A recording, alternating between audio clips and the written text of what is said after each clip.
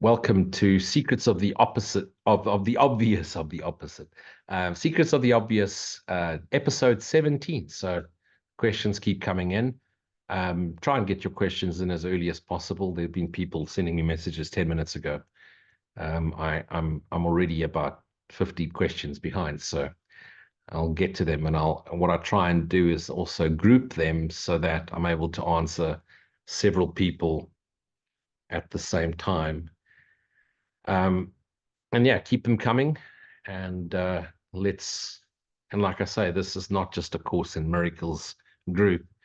This is a group where we're all on the path to seeking eternal joy, seeking to know our true self, seeking to know the essential nature of our true self. I'm not a Course in Miracles teacher. I'm a student of a course and a student of the Advaita, and I'm a student of many of the Nidasiyana texts, Advaita Gita. I still study and read quite a bit of non-dual texts, especially the ancient ones, and I believe that the Course in Miracles is by far the most refined of all the Course teachings, but not unique. What makes A Course in Miracles unique is the process given us, our function, our purpose, forgiveness. Forgive until you realize there's nothing more to forgive.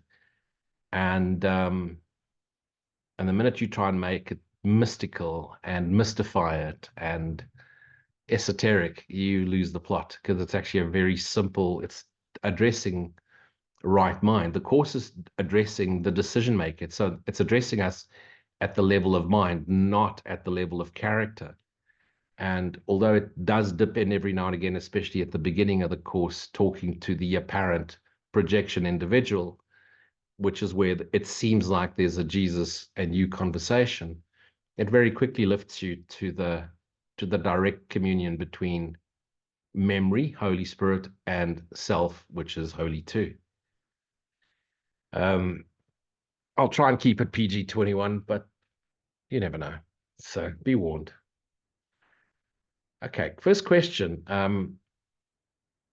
When there is a dream of a past loved one, in other words, if you're dreaming at night and you're dreaming of someone that's passed, a loved one, or something takes place that synchronizes an event that in the mind brings that sense of their presence. In other words, you dream of someone and you get a sense of their presence around you. Is that the dream too, or an interpretation of the event? Everything is dream. Everything you see, feel, touch, smell, taste, or people, places, things, events, the entire universe is the activity. And yeah, we take a step back. The observer, the dreamer, one mind, split in two. One mind. And many course students like to the fact that this isn't real. Yes, it's not real. The appearance isn't real, but it exists in what is real. Now, the dreaming mind isn't real, but when you go to sleep at night, the dreams that you remember are in your subconscious mind, but you don't remember deep sleep. And yet you wake up every morning and still you are. You haven't stopped breathing just because you went into deep sleep, beta, alpha, theta. So when you're in theta sleep. And yet there you are. So what happens when we go into theta sleep? Do you dissolve? The characters dissolve.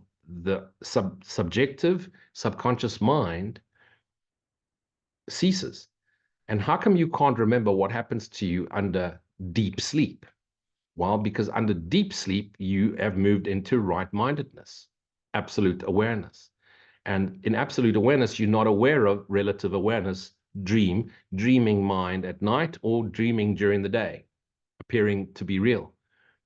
And so when you're dreaming at night, you're in communion with the rest of your dreaming mind, which appears as billions of body minds, fractures out there. And you're actually in direct communication with all of them because you're projected from that dreaming mind. And so when you're getting those communications and you feel a sense of presence, what are you actually present of? Are you in presence of them as a fractured part of you? Yes, an illusion. But what you're actually in the presence of is the essence of their true self, which is the essence of your true self, which is the essence of your right mind, which is Christ mind, which is the self-same essence as God. So it's bringing you into the awareness. The reason you're having these communication episodes while you dream is to show you that you're dreaming and the mind is interconnected, and that you're starting to bridge the reality between your mind, your fractured self, and all the other fractured selves. Now, remember, we bodies don't have a mind. We've got a brain, decoder. We like radios. Okay. And what is the mind? The mind is the broadcaster, broadcasting a signal of error, sin, fear, and guilt. But there's another broadcaster, and that broadcaster is actually broadcasting silent stillness. And that silent stillness is light, the extension of the love of God. And so you have an ability to either tune into wrong mind or right mind. Now, in the wrong mind, there seems to be levels where you're starting to distinguish between false reality and glimpses of absolute reality, but just glimpses. Eventually, when you go into silent stillness, you move into right-mindedness. Now, in right-mindedness, spirit is not aware of illusion, and illusion can't access spirit. And so you're going to feel like nothing's happening. Yet when you abide in silent stillness, no thing happens, because there's only absolute truth, and absolute truth is silent stillness as perceived by the body-mind illusion. When you return to the observer, you realize it's the essence of self, it's the I amness. And now you're closer than close. It's just stepping in. There's the I, little I, and I, the self, and the self dissolves, and there's just God. Now, does it mean it happens instant? No, it happens gradually. So you're not going to just disappear, poof, feather silence during meditation, and they bury you the next day. But it's the letting go. And when your script time is played out, then you'll return to your essence, to right-mindedness. And so, yes, it's direct communication with fractures and then direct communication with self. Good question. Hope that clears it up. Question 2. Hi, Luji. I am a 40-year-old guy. I have recently met a lovely lady, and we both would like to take things further. However, regardless of how physically beautiful she is, I am struggling to get aroused by her. Can you give me some guidance on this? The question I really want to ask is, do we still want sex after we start to awaken to self? Okay, so this is a person that is definitely on the non-dual path, unaware of what awakening to self means.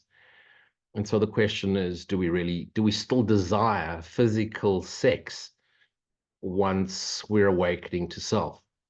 Now, sex, no, because you've always got to ask yourself, what is it for? And ultimately, sex is for the procreation of ego. So we procreate the ego, the extension of ego.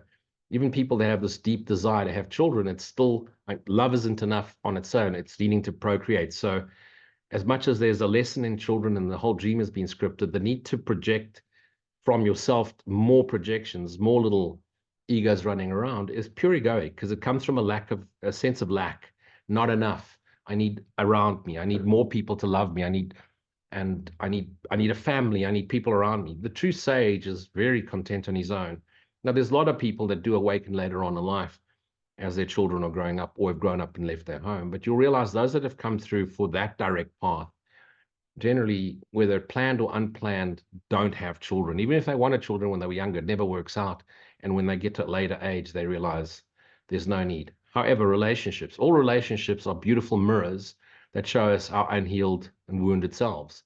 So the attraction pulls us into a relationship so that we can first become attracted, become joined, and then start mirroring each other and grow together, or imbue on each other and then drift apart. But as you start to awaken to self, mature to self, and it's not just about getting older. Let's talk about the masculine, because you're a guy. So desire for the male is always subject object, and we call that objectification. So he's desiring physicality, objectification. That's what triggers arousal. It's a thought, thought triggers chemicals, chemicals fire, and now we rise to the occasion. As you move into higher states of awareness, the desire to own, conquer, penetrate, please another body starts to dissipate. Yet the intimacy starts to, into me I see, that wonderful movie, Sex Guru, into me I see, Guru of Sex. Intimacy, into me I see. And so it's all about intimacy. So if you're getting into a new relationship, make sure that your partner is on the same path as you, or that's going to end up into conflict. And second of all, make sure that you're being open and communicative, because if she hasn't evolved to a certain level of awareness and you're not desiring her sexually, she's going to feel like there's something wrong with her. So reassure her that it's got nothing to do with it. It's got to do with your evolution. Now, if she's evolved enough in awakening to self, she's going to have a deeper sense of understanding and appreciation that you're not objectifying her. If she's not there yet and has the need to be needed, the need to be told she's beautiful and blah, blah, blah, which many women still need, regardless of how they evolve spiritually, consciously into awakened awareness. If they still have that desire, then they're going to still attract the objectification less. So be gentle, be forthcoming, be open, be transparent. Of course, you risk you risk the fact that she runs away, but you're risking it anyway, that you're getting into a relationship. So be open, be transparent. And if she's meant to be with you, then she will. And of course, you can go and try all the chemical stuff, but it's going to feel disconnected. And you're not going to feel the connection, which true intimacy, which is space-time proximity. In the illusion, there's a collapsing of space-time where minds join. It seems like bodies are joining, but it's really minds joining. And how they're joining? Well, they're already joined because they're projections of one mind, but they're joining on their inward journey, closer than close, a journey without distance to a place we've never left, which is right-mindedness. Remember what you're doing as you two coming together. You're collapsing space-time. Love is the absence of space. Love is the absence of bodies. Love is the recognition of our true shared self. And that's what's happening. You're drawing unto yourself, in this case, someone who's starting to mirror that shared self, and you're coming together into me I see, into the self we see. But be open. And if she runs for the hills, then it was never meant to be. If she stays, then you've got one seriously mighty companion that can help you walk, and you walk each other home. Hope that clears it up. And this one I love. Next one, question 3. Why are you so hard on certain course groups? Oh, because I love it. I absolutely fucking love it. You know, here comes this most beautiful book, brought through by our right mind. In the right mind are all the characters that came, all our brothers, all our fractures that came before us that awoke to self.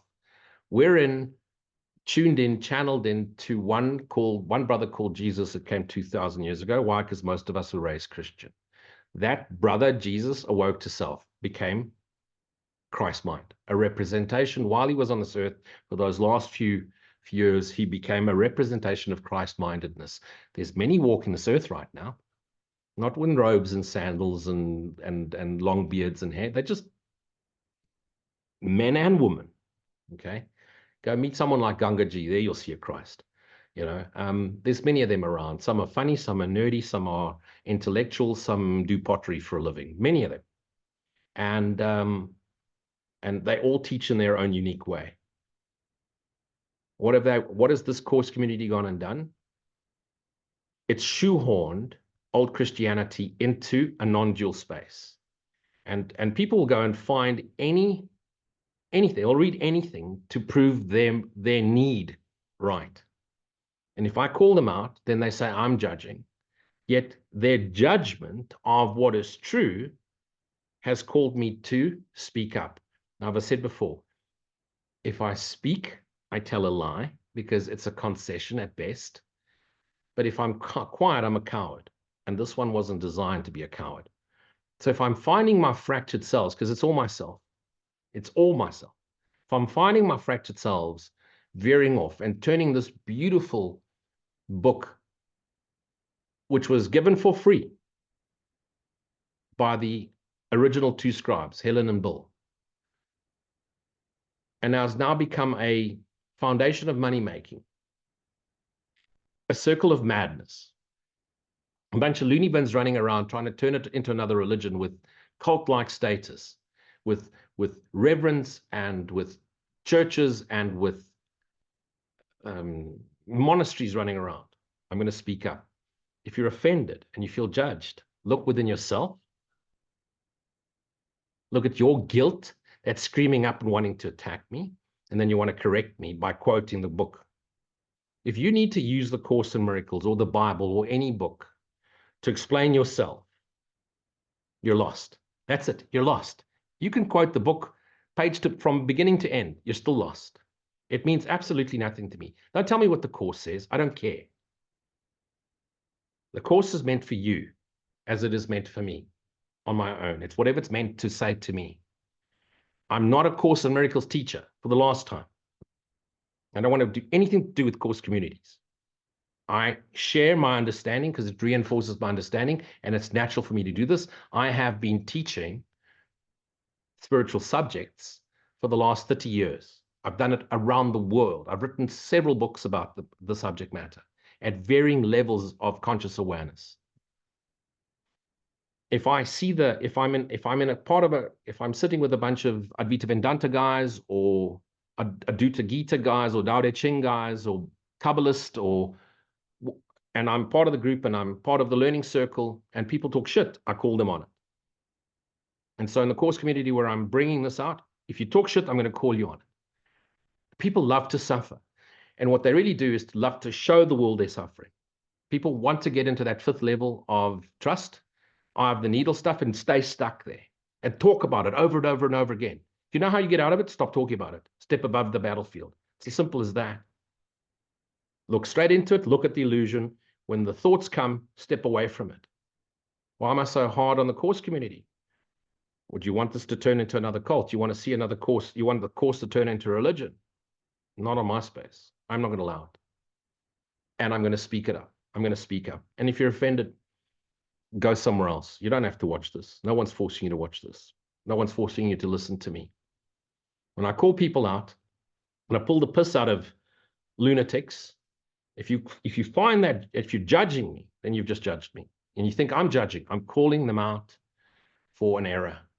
And the next question sort of comes in the same vein, so I've added it here. Why am I so anti-Jesus? I am not anti-Jesus. I am forever grateful for a fractured part of myself that appeared to come 2,000 years ago, that figured it out and shared that understanding with the rest of us and gave us some really great guidelines which were recorded and became the Bible. And as confused as they were, they took his understanding, they took his lessons and converted it through their dualistic mindset in what became the Bible. And so much of it is misinterpreted and completely wrong. But there's some beautiful teachings that come through it anyway. I'm forever grateful for that brother. And he was a major influence in my life as a young boy because I had a subject-object relationship with a Jesus growing up. As I started to transcend the non-dual, I realized Jesus is actually a representation of Christ. Christ is myself, yourself, our one indivisible shared self with God. Jesus is no different to a Ramana Maharishi 40 years ago, a Papa G 20 years ago, a Muji today, Eckhart Tolle, a Ganga G. There's many of them. There's many of them teaching the best way they know how. The minute we objectify them as gods, you've left out yourself, which you share with them and everyone. Everyone, the truth of everyone in this universe is the Christ. What appears is not real. Now, since the whole thing is dream, there's no real Jesus, there's no you, there's no I. But in our dream, while we're awakening ourselves, we make reference to it. Make reference to it. I mean, we speak of angels. most people that speak of angels have never seen anything. They just want to. They want to believe their own nonsense. People that say, Jesus spoke to me, the minute they say Jesus spoke to me, I switch off immediately. Why? Jesus doesn't speak to anyone. It's the mind talking to its fractured selves. Now, you've put the filter in there and you think Jesus is talking to you. You're delusional. You're straight out delusional. I'm calling you on it. You're delusional. Anyone that says Jesus spoke to me or God spoke to you, God can't speak to you. God speaks to the dreamer. And God can only communicate with the right mind. And in the right mind, God has extended himself through his spirit, his Holy Spirit, so that there's a bridge between wrong mind and right mind. So who's actually talking? God's talking to the mind. The Course is talking to the mind, addressing it at the observer point of view, the decision maker. So when people say, I spoke to Jesus and I spoke to God or I spoke to an angel, you're delusional. You're only speaking to self. It's only self and self. And when you put filters in the way, they appear like angels, they appear like a Jesus, they appear like whoever. Those that are really cooked are speaking to Zork.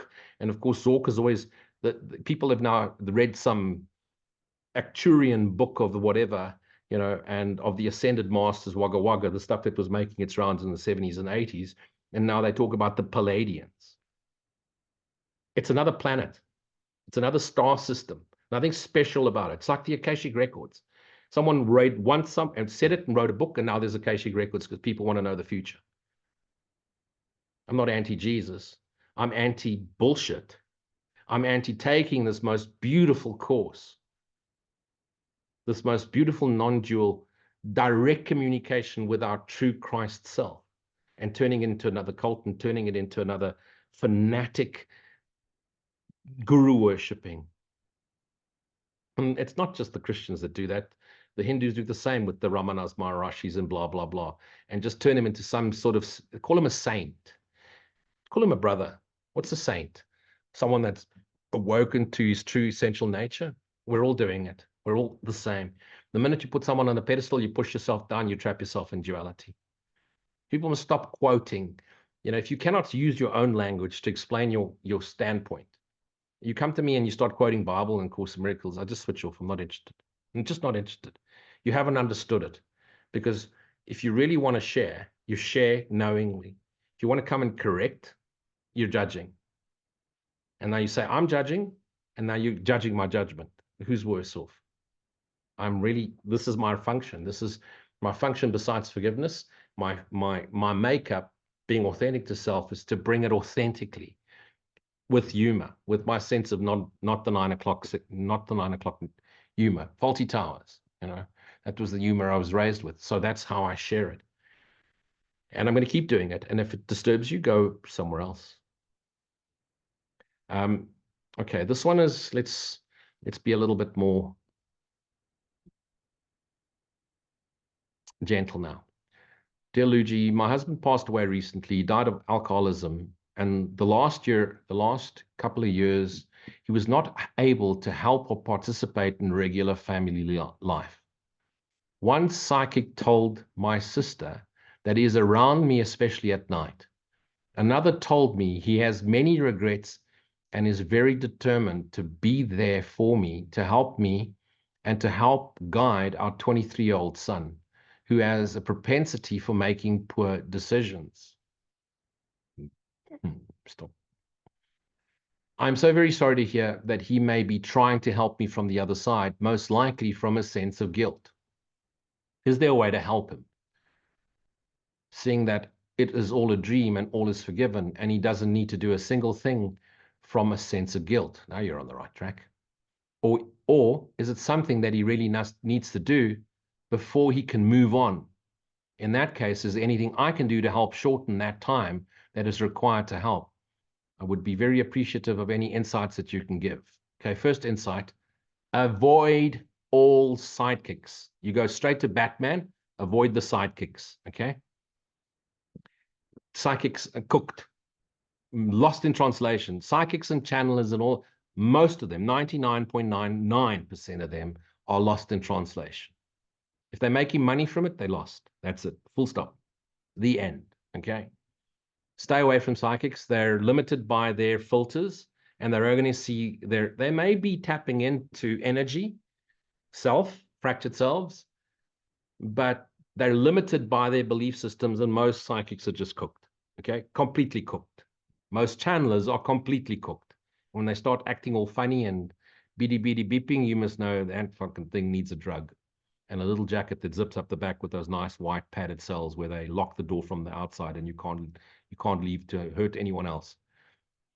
Do yourself and your husband and your son a great duty. Forget about the spiritual stuff. I know I've written a lot about it. I'm giving you the direct part. Go direct to self. Abide in silence, stillness, and gratitude.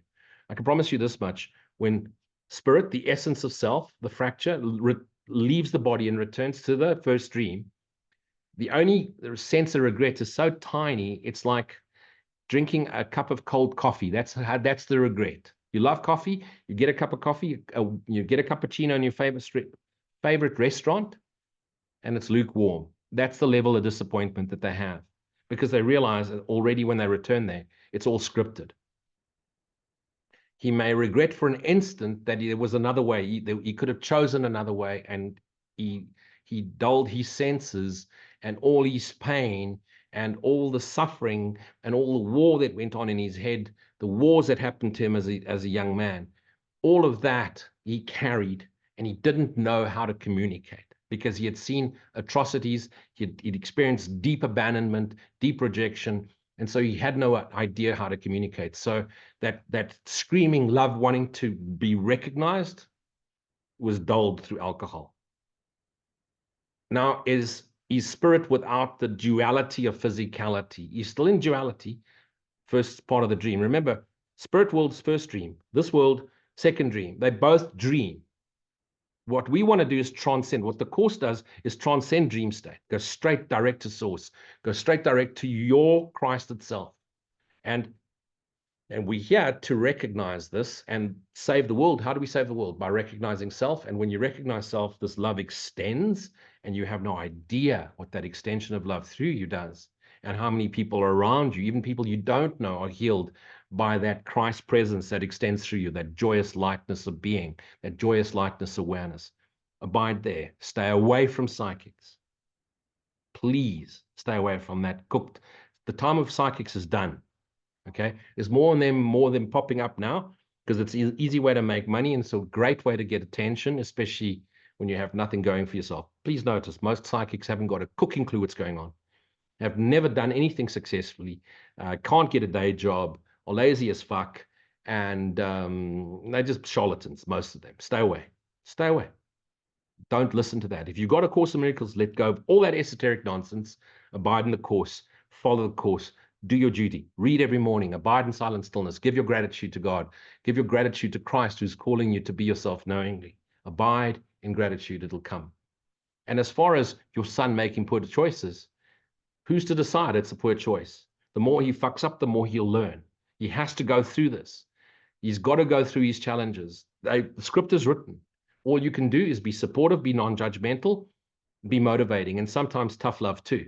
Because if you spoil him and he lays around watching videos and videos, games and movies all day long and doesn't pull his weight, you're not helping him by letting him get away. Step up, step in, direct, but don't judge. Okay, but for yourself, the best you can. And the best is more than good enough, because you're doing all you can. If you knew better, you would do better. You do what you can. And you don't judge yourself, and you don't judge anyone else, but you do judge psychics. In the sense that you stay fuck away from them, please. Just stay away from that cooked world. Okay, I hope that helps. But remember, spirit world, this world, both dream. Direct path to self. To whom does this appear? And your husband is now returned to spirit world, where there's no duality, and the essence of what he is all pervading already, and therefore way more loving, way more gentle than he's ever been. And he's always around you. Why is he around you? No, both of you are in the mind, so he's always around. We're always around, and that's why Christ mind is all around us. Even though we appear to dream, we're actually the Christ mind. A part of the mind's asleep, a part of the mind is fully awake and extending. It's going to take a few more billion years for it to fully awaken to self, or as the Course says, a few more million years. But okay. You know, what's a billion between friends while we're all asleep? Okay, next question. Great question. I don't know if you've been listening to me, clearly not on this one, but nevertheless, here we go. How do I get rid of my dreaming mind and awaken to self? Handbrake. You cannot get rid of your dreaming mind because you don't have a dreaming mind. You are the dreaming mind. You and all of us, when you move one step into the observer is that which dreams. Now, the observer can either tune into the wrong mind, fallen asleep part of itself, or it can ask, because it can't just go into the right mind, it can ask to be shown and get led into the right mind. We can't step into truth. We get invited in as soon as we give a little willingness. That's it.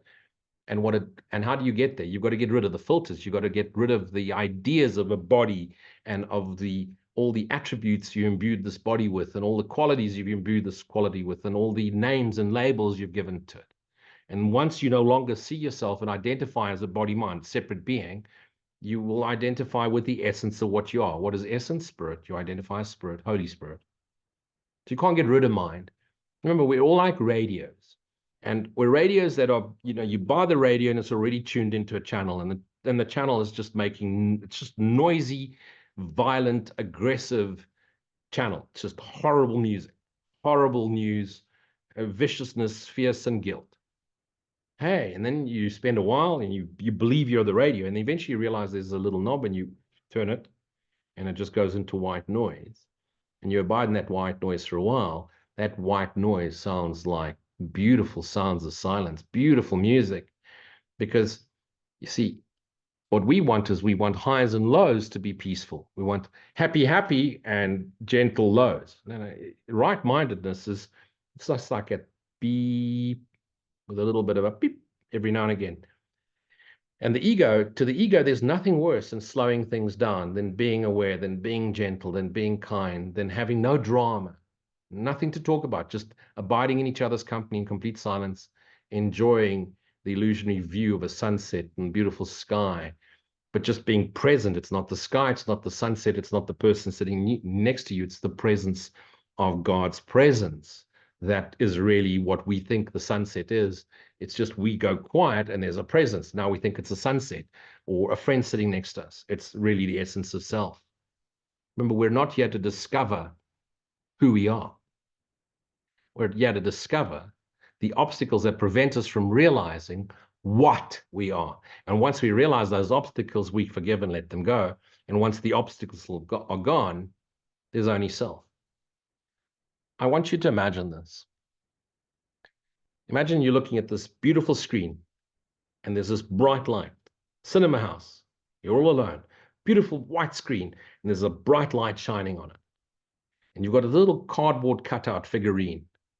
And you put that cardboard cutout figurine between the light and the screen. What appears on the screen? The cardboard cutout, an image.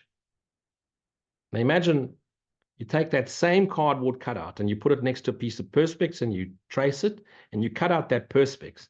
And now you put that piece of perspex between the light and the screen. What do you see?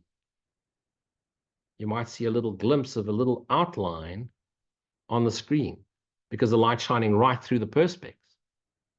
If you make the perspex yellow, you'll see a yellow cutout. If that perspex is clear, the light shines right through.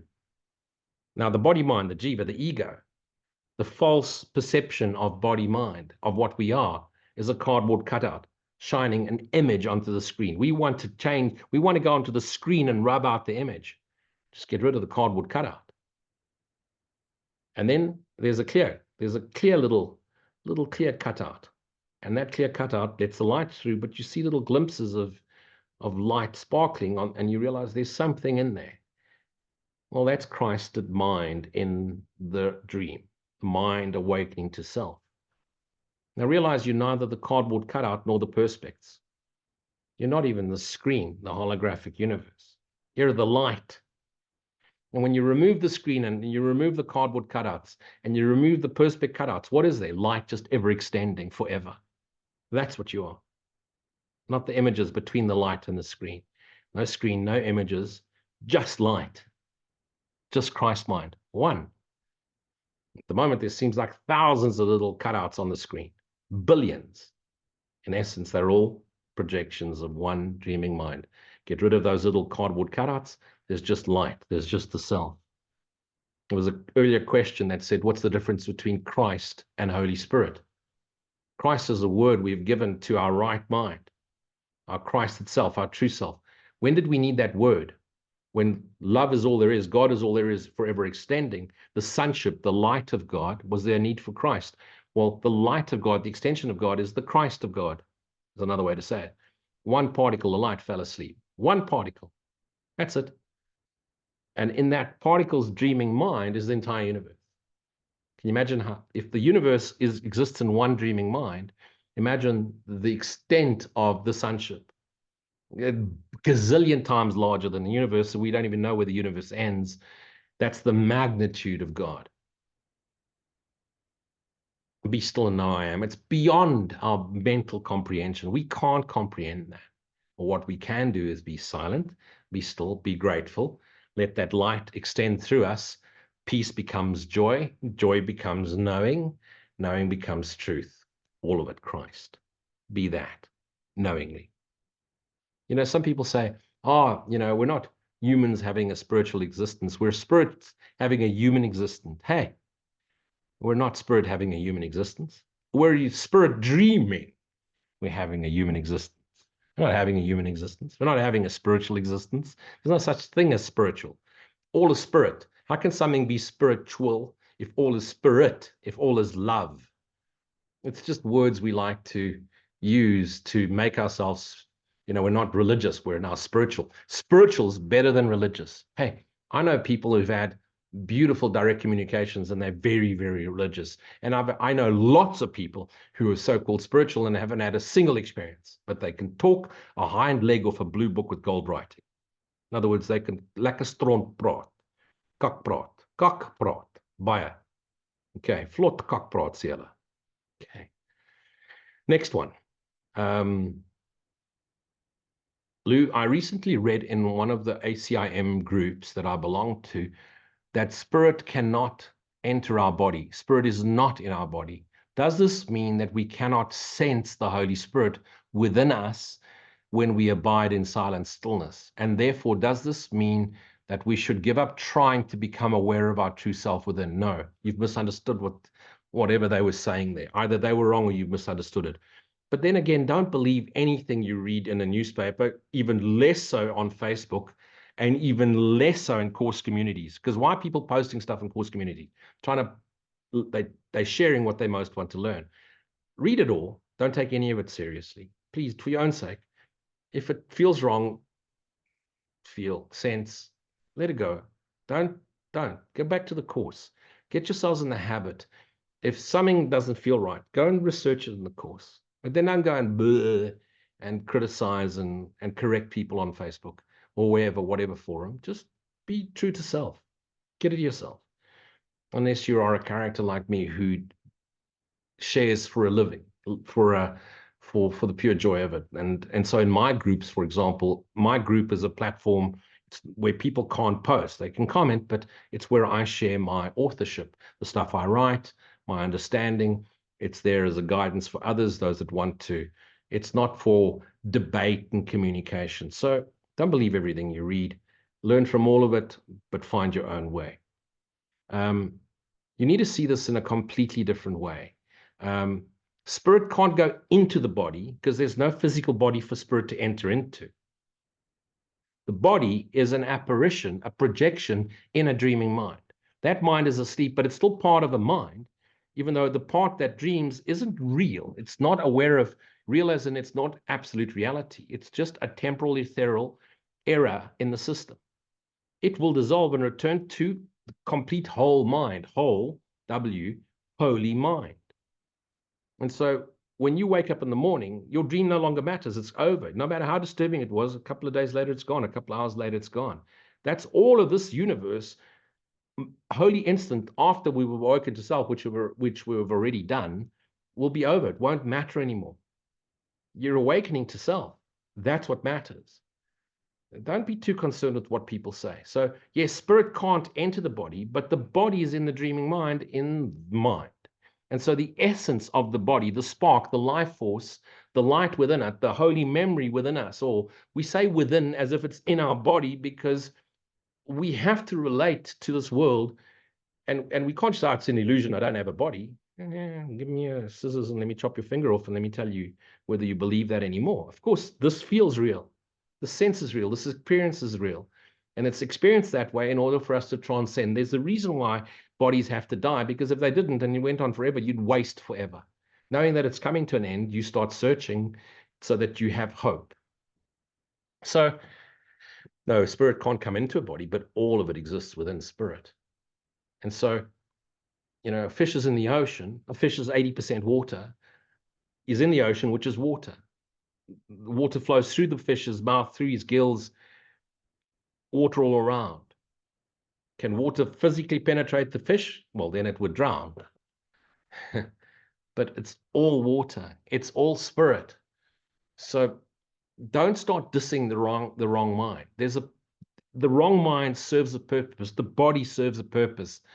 The brain serves a purpose. All teachings, all courses serve a purpose to bring us to right-mindedness.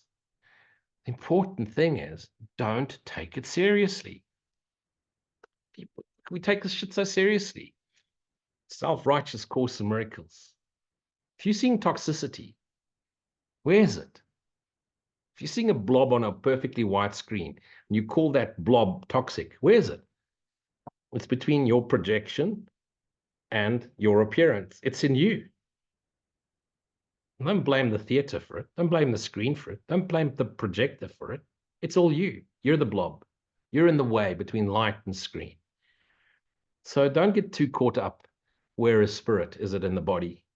Spirit, we're in spirit. We are spirit. We are the extension of God. We are light. We are spirit. We are spirit, and mind is the same thing. So spirit, Christ, Holy Spirit, self, mind, capital M, mind, in God, capital M, capital I, capital N, capital D, mind. God's mind forever extending. That's all we need to do. Go back there. Whenever you're in doubt, remember, I am in God and God is in me. God is spirit and abides in me. I am spirit, abide in God. Go straight there. Drop all the other stuff. Attack thoughts come, silence. No thanks. What are they trying to show me? They're trying to make the experience real. When an attack thought in your head or an attack thought in the world, what's it reflecting back at me? Unforgiven thoughts. Okay, I'm forgiven, I let go. Don't harp on it. Don't make it real. Sometimes you've forgiven it and the thoughts are popping up. Why? Because your radios and that ego mind is broadcasting nonstop, and you've accidentally just gone across that channel. Don't make it real for you. Let go, let God. Starve it of attention. Abide in silent stillness. Not starve it of attention and walk away. No, you haven't starved it then. You've just ignored it. Okay, as in you're not looking at it. Face it. Realize it's not there, and then starve it. In other words, you forgive it. You realize it's not true. Forgiving is to realize it's not true. Forgiving is the recognition of our true essential self. That's it. As simple as that. Okay, I'm going to pause here and see if there's any questions before I carry on with quite a very deep. Okay, so this is a long one, but this is an important one, and it's an incredibly powerful question and set of questions. So slow it down and really go through this one by one. I think it could be beneficial to so many of you that I'm sure are going through similar questions in your mind. Hi, Lou. I very much appreciate you taking your time to share your interpretations of the meaning contained in the contents of the course. You're most welcome. It's my greatest joy. It has taken me a while to assimilate your understanding with mine, which to my benefit has provided many of the explanations I needed to further dissipate the resistance I have to fully accepting this gift. Here are my questions, the first being a little long-winded before I get to the point. So but just on that point, this is my greatest joy, to share my understanding. Now, am I right? No, I'm choosing to be right-minded. Am I 100% accurate? Only if I was completely quiet. I'm giving everybody an opportunity to see things in a different way. Bounce it off your own way and reinforce it because you agree, or bounce it off your own way and reinforce it because you disagree. Don't have to get angry, fight with me. You listen to Lou, don't agree with it, you're talking nonsense, my way is the right way, happy for you. You listen to me, it reinforces something or it brings a new way of looking at something. It triggers your own imagination, which is still dreaming mind, and imagination eventually dissolves.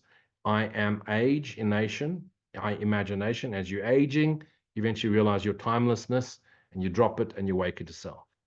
So here's these questions.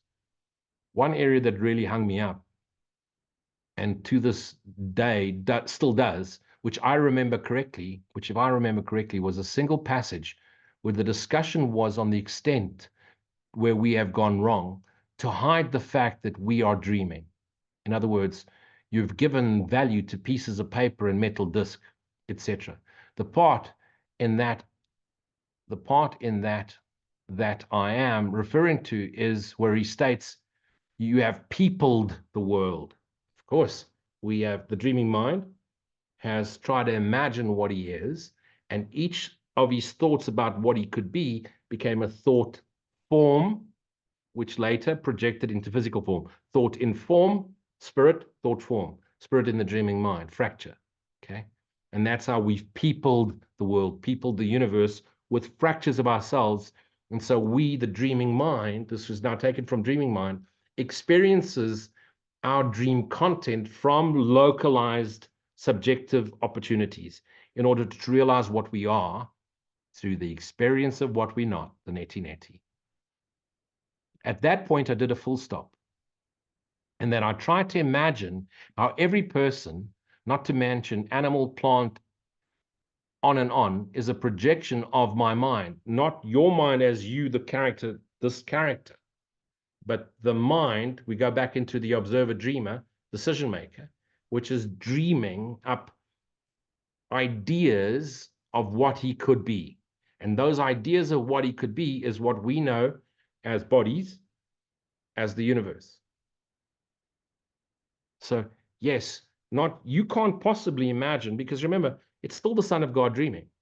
And so the Son of God has the power of the Son of God. Just because he's asleep, he's making manifest as opposed to extending.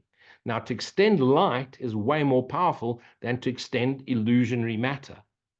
But while he's asleep, light actually appears as space-time matter. Within and all around the space-time matter is the mind, light. God is the light with which we see. While we dream, it appears to be space-time matter. The essence of all of it, echoes of eternity, the essence of everything appearing is actually light. But because we're asleep, filtered through our limitations of our subjective dreaming mind, it appears as people, places, things, and events. Get rid of the filters, and it'll all just be light. It will seem like the universe disappears. There was never a universe. It's like the cardboard cutouts just been moved away and light shining straight onto the screen. And then and you realize there's no screen, there's just light. Remove the screen, pure light forever extending. Then you came along and introduced the concept of fragments of one mind. Yes, which made sense as far as understanding why each projection appears to have a mind of its own. It doesn't have a mind of its own. It's one broadcast radio. It's just tuning in to various stations. It seems like it's different music, but it's one broadcasting dreaming mind. And the base message of that dreaming mind broadcasting is fear and guilt. And then it breaks it down into fractures. And Jung goes into it, subjective reality of dreamscape. And sorry, Freud did that, not Jung. But all of it is still dream state. This then brought the question to question the idea of identity. Fragments to me implies autonomy. They seem to have autonomy, okay, but the script is written, and hence the problem with the authority figure. In that, though we share one mind, one dreaming mind, one mind, we are free to choose how we express ourselves. We are free to choose right-mindedness or wrong-mindedness. And right-mindedness is an expression of love. Wrong-mindedness is an expression of acquire, chase, fetch, conquer, own, understand. Okay. We choose to express ourselves in choosing right or wrong mind through our assigned fragment. I feel I freely and without reservation accept that I may not be interpreting the passage correctly on peopling the world. And what are your thoughts that you can share about that? So exactly. So if you take, you've got to move into, like in marketing, there's a term called first mover advantage. The first one that acts, the rest follow. So we as the dreamer, first mover as in we moved into a sleep. And then as we imagined what we could be in complete darkness, not knowing what we were, every imagined thought became thought form. Those thought forms, first was 1 split into 2, 2 into 12, 12 into 144,000. And so the split, and then 1.7, blah, blah, blah. And so it goes. I forgot the numbers now because I'm not even paying attention to the dream state anymore. Each fracture of ourself, eventually there's gazillions of us. Okay. Which also answers the question which you asked later on. I'll answer it right now. It's all happening in one holy instant. So there's, in the dream state, there's not different levels, and there's no baby souls, advanced souls, like some of those cooked people write about. It's all happening right now. Some seem to have awoken to self faster than others, but there's no time. And remember, no fracture actually awakens. Each fracture contributes to the collective awakening of one dreaming mind. Characters can't step out of the mind. That when they dissolve their identity, the essence of them returns as a light to the right mind. Remember, one mind, split in two, one asleep, one awake. And yet, what's true? The only awake is true. The rest dissolves. So we are peopling, and so we are projecting fractures of ourselves, and yet it's one dreaming mind. So you've got to move into that place. And from that observer, decision maker position, realize that's what's peopling, not you. Our peopling is having babies, where we try and replicate, like Jesus said 2,000 years ago, as above, so below. If you pay close attention to the makeup of this world, and you look at it from a non-dual perspective, you can see what heaven is, because it's in the echoes of this eternity. As above, so below. We dream at night. We seem to project into our dreams. There's deep sleep, no memory of it, right-minded, absolute reality. We come back into the dream. We wake up in the day and have a wake dream and sleeping dream. It's all dream. And yet there's deep, deep sleep, absolute reality. We have no idea what happens in deep, deep sleep. Why? Because the jiva, the body, mind, the projection, the ego, doesn't know absolute reality, and absolute reality is absolutely unaware of the fragments in the dreaming mind. Okay. I hope that sort of clears it up. And then he says, in line with the above, during the discussions on Ken's diagram, you show a slide that contains a large, mostly white ball of dots, with one of those dots being black. Okay. Now, those billions of dots, imagine that circle of light ever extending, pure light. That light is God. And at the very core, in the center of the light, is source light from where the light extends. Source, Father God. Extension, that entire ball, is the sonship. The sonship is pure light. So to use a human analogy, light is made up of light cells. Darkness is made up of nothing. You can measure a light cell, you can't measure a darkness cell, because there's no darkness cell. There's no darkness, is the absence of light cells. So it's light cells ever extending. One light cell is a sun. The entire light cells ever extending is the sonship, capital S. The sonship of God, God's light ever extending. One cell is asleep. In that cell is pure darkness. In the darkness, the light entered that cell. Light, voice for God. Big bang. The entire universe is happening in one dark cell. Now, as above, so below. So what does the little cell do, the dreaming cell? It replicates in the exact same way that the mind extends the love of God. And there's a scientific understanding to that. We call that the Fibonacci, Kabbala, ACIM, sacred geometries, golden mean, golden triangle. It's all there. It's in the circles in the circles. It's all of it. When you go into the science, mathematics, sacred geometries, music, all of it is actually explaining the makeup of the genealogy of light. But through the filter appears as snails and patterns and golden meads and golden triangles and pyramids and sacred geometries and the flower of life and the tree of life.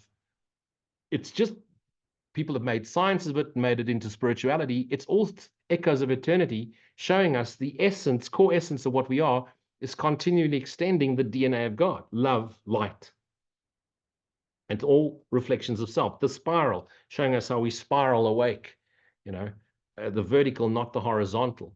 All of it is drawing us to awaken to self. And so in the dream is fragmented. In God, God is extended. Billions of cells of light ever extending. In the dreamer he can't extend because he's unaware of what he is. But the nature of him is to extend. But he's unaware of what extension is because he's unaware of what he is. So in the dream, extension is projection. And projection is space-time matter, appearances. First spirit then couldn't figure itself out because the spirit world was just too blasé, and angel music and unicorns and fairy dust and marshmallows and bullshit. And so we projected into duality, projected into form, lowered our vibrational frequency of thought. Thought took physical form, thought and form, thought forms thought became thoughts in form. And now we're having a physical experience. And through what appears to be time, billions of years, we're recognizing the nature of what we are through the experience of what we're not. Taking our learning and awakening to self so fucking seriously when the whole thing is meant to be laughed at because, Holy Son of God, you've already awoken. And what is asking all these questions is a mind seeking for more information when instead it should be still and know I am. Do yourself a favor, take up cigarettes, get yourself a beer, put your feet up, sunset, sit back, shh. You're searching. What's searching? There's something missing. Go sit with that silence. Hey, buy a motorcycle. Helmet on, full face. Visor down, sound of the engine. Life is a highway. I want to ride it all day long. And just sit there, listen to the engine. No thought. And you've got to pay attention because there's trucks and cars and whatever. No time for thinking. Abide. Motorcycling. Straight awakening. Buy a motorcycle, you awaken. Okay? As long as you're not trying to race. And while you're sitting on that motorcycle on the highway, silent stillness, early mornings especially, helmet, no time to think. There I am. What wants to know all these questions? It's great. You've got to quieten the thoughts, but you've gotten far enough to realize, be still and know I am. You ask the next question is you want to understand the Kabbala.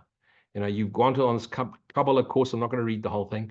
And at some stage you realize it's all bullshit. And then you read my book and you realize that I've interpreted the Kabbala very different to the Kabbalists who are just regurgitating each other's bullshit. Okay. Most of them haven't got a fucking cooking clue. Do you know that you find the Kabbala drawings in the king's chambers?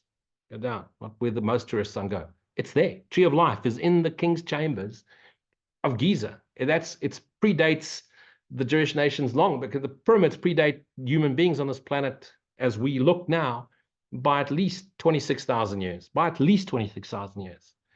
Sphinx came later. All the other little miserable pyramids the Egyptians built, you can see the shit they built versus what the alien races, the Anunnaki, the Nephilim built. But the Nephilim were projections of our dreaming self too. It's all the same. Don't go there. You're going to go down a rabbit hole, okay, that even little fucking bunnies fear to tread. Don't go down that rabbit hole. When the mind wants to understand all this shit, trust me, take it from someone who's read so many books, I can't even count. It's 2,500 books, I think. All the stuff I've studied. And then I just got to the same realization. It's the dead center of the Bible, Psalm 46:10. Be still and know I am.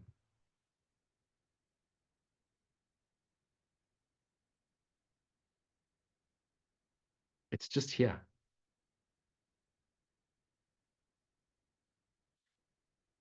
Hello, silence, my old friend. Yes, but who built the pyramids? Yeah, but I can't believe that guy cut me off. Oh, I can't believe what she said on Facebook. No, my neighbor's barking. My neighbor's dog's barking. Use the barking as a meditation.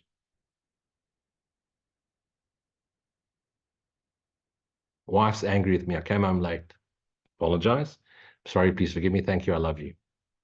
Pay attention. Be kind. Abide. And the minute you abide, all the thoughts subside and the self comes into awareness, the joyous lightness of being. Just being present. Just be present. And amazingly, in that presence comes the inspiration, because you are spirit. The creative spirit is pure creation, the omnificence of source. The omniscience flows through you. The omnipresence extends. The omnipotence creates. Be thyself knowingly, Holy Son of God. Kabbala was a beautiful way to show, if you look at the, in the center of the Kabbala tree of life is Dath, D-A-A-T-H, apostrophe, D-A-A apostrophe T-H, Dath. The temple. In our mini Kabbalah tree of life, they leave out the Dath. They don't understand it. You can go to the Chakra Michaeli, wisdom, understanding. It's the path of the human evolution of body-mind awareness to self. But no one gets it. And then, of course, there's the ether and the kether, and there's the grounding, and there's the absolute. And they're looking at how do we get there. We don't get anywhere. We just abide in the center, in Dath. We die, Dath, death, we die to self.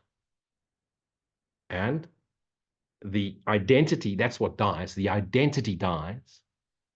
And what becomes all-pervading? Present awareness of God's present awareness. The presence of God, aware of God's presence. I am that I am. Then it's just I am. Then it's I, little I. Drop the little I. And even the I drops. And there's just awareness. Be that knowingly. And that abides. This is for everybody. Wants to know what I do. We take the courses seriously. How should I read it? What should I do? How should I say it? Look, someone's wrote something. Let me correct them. Oh, someone's insulted my Jesus. What do I say? Someone has insulted my circle of lunacy. What do I say? Someone's pulling the piss out of my ashram monastery and the reverend so-and-so. What should I do? And should I get defensive? And it's Lou and he's in Africa. What the fuck do they know down in Africa? You know what you do? You do nothing. If it's triggering you, you look within. What inside me is, what is this showing me? What is inside me is triggering? It's always your guilt. Holy Son of God, it's always your guilt. Nobody's saying this and he's saying it that, and he's such a rogue. What inside you is resisting this? Is it your grandiosity? You think you're better? You think teachers are supposed to sound like a certain way? Lou in Africa shouldn't be speaking this way? Really? Do I need to tell you to go fuck yourself again? You condescending little fuck. You're special because you live up there in Europe. Well, you fucked up the entire planet. Now you want to come fuck Africa up as well. And now I'm calling you on your shit and you're getting upset. And you're getting more upset because I'm not upset by you. Because I don't give a shit. Because you're not real. You're just a thought in my mind, which I pay no attention to. My dreaming mind. You're irrelevant. Completely irrelevant. The only truth is ourself. And ourself's love. And I'm calling on it so that you can be aware of how you've taken this nightmarish illusion seriously, when all you're meant to do is look upon it, realize it's not real, return your mind to silence, give a little willingness, give a little gratitude, which accelerates the whole collapse of time, brings you into presence, the present awareness of the now, God here now, Holy Spirit as your essence, as your essential self, shining through you for all of yourselves. You keep forgiving, even though you no longer have anything to forgive, except maybe luji poo. And then it goes the way it's supposed to go. It's scripted. It's so simple. But you take it so seriously.